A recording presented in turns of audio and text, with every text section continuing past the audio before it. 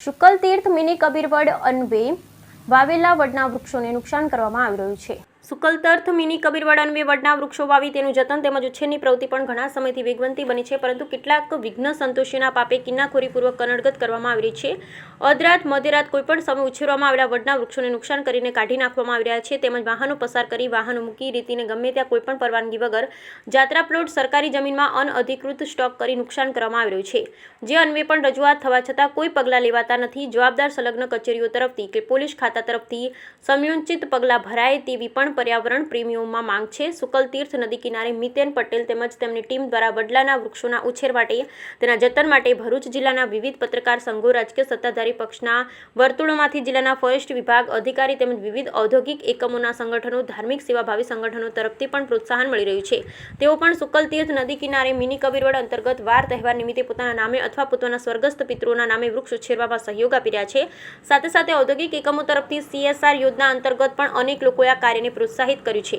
ત્યારે પર્યાવરણ જતન અને વૃક્ષ ઉછેરની કામગીરીને સમયોચિત પ્રોત્સાહન સાથે સાથે સંલગ્ન કચેરીઓ તરફથી આવશ્યકતા મુજબનું પ્રોટેક્શન મળે તે પણ જરૂરી છે।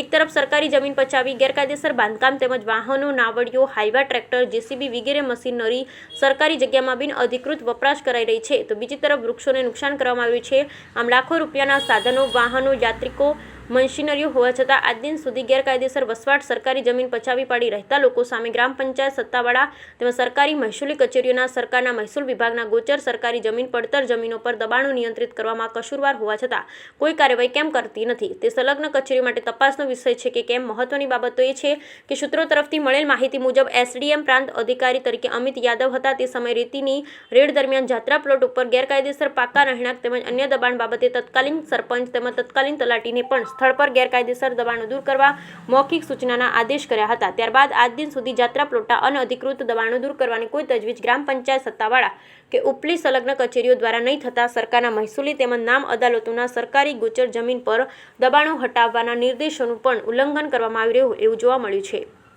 Bureau report Viral Gohil, Bharuch.